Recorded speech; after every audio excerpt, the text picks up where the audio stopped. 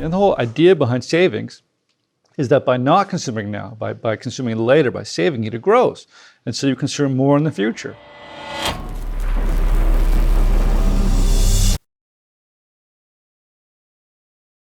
There are really two aspects that I think about. And one is, we talked about last time how the financialization of the economy creates these big, vertically integrated, efficient structures, which devalues the work of labor, because the whole focus becomes not on flexibility and economies of scope, but economies of scale. And so the more simple you make any given task, the cheaper it is to do. And so you get a huge divergence in wealth. The owners who own these structures and everyone else, working in the Amazon warehouses that are servicing it, or the Dwayne Reed, or all those big companies that have very simple tasks. And this results in a few things. Once you become an employee, you have very little stake in the capital aspects of the country you're living in, or the structure. You have very little influence on where the country goes. In fact, Pliny the Younger in Rome talked about how Rome was rooted in a plantation. Right? Rome, similar to us, was a yeoman society, little farmers who had a little plot of land, and they were responsible for their own capital and their own production. They all got subsumed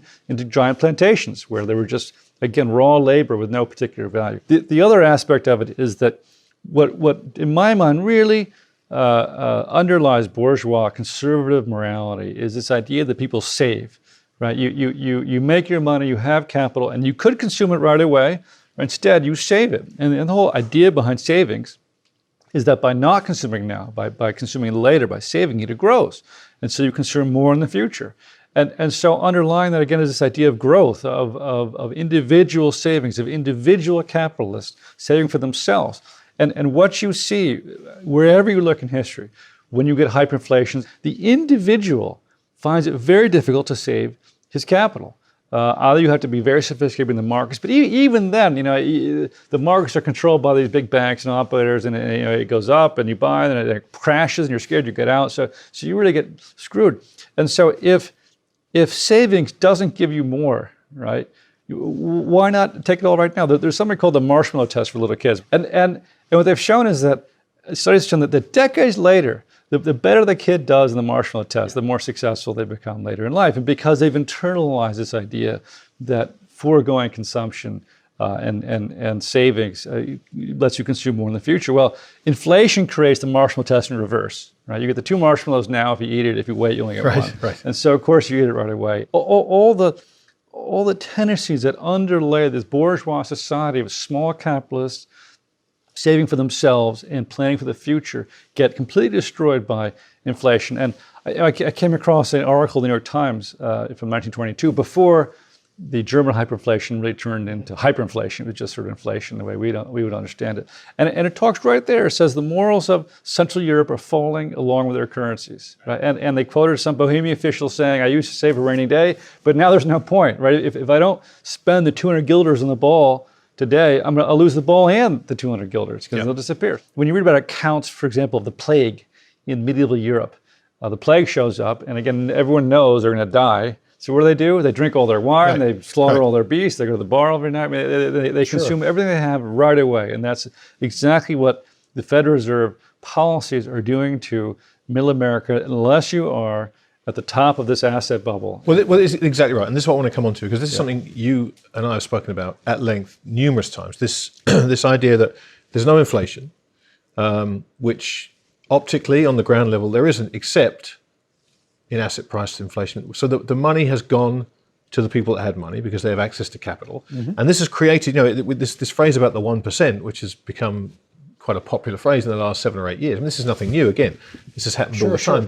But talk a little bit about how that separation of the 1% from the 99%, how that festers at times like these, and how that can ultimately play out. If let's drink and be merry, for tomorrow we shall die, then all sorts of decisions and all sorts of societal functions break down.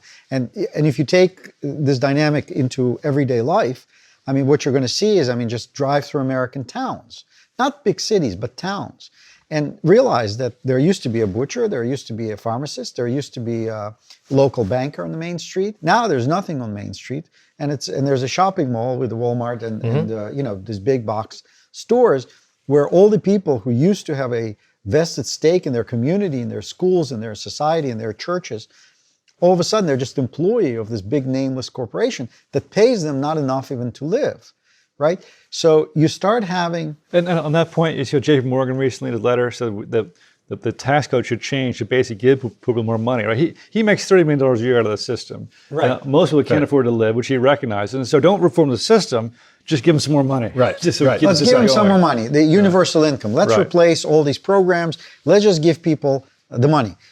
This is a great idea. I think it's been tried with limited success recently. It's described in other ways as from everyone according to his ability to everyone according to his needs, which, given that I grew up in the Soviet Union, I was taught early on that is the economic precept of communism.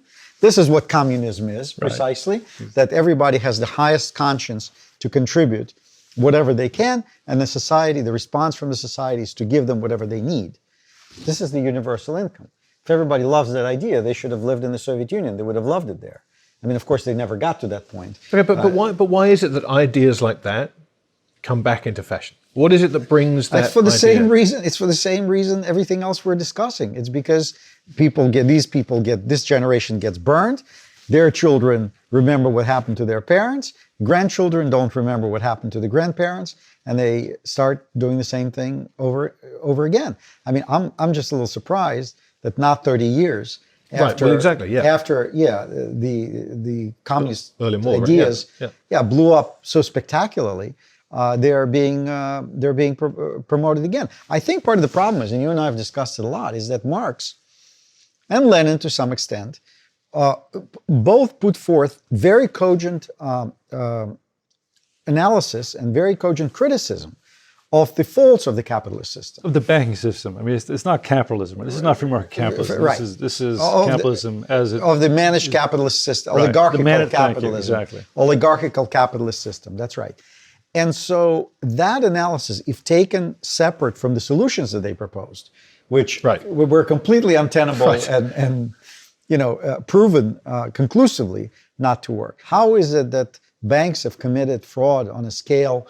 What's consequences? To me, it's simply out of consequence. There are no consequences. It's not an opinion that they've committed fraud. They've paid $250 billion in fines without admitting or denying any wrongdoing. Okay, but that's important, right? They did not admit or deny, but they were accused of breaches of fiduciary trust and every kind of trust you can imagine.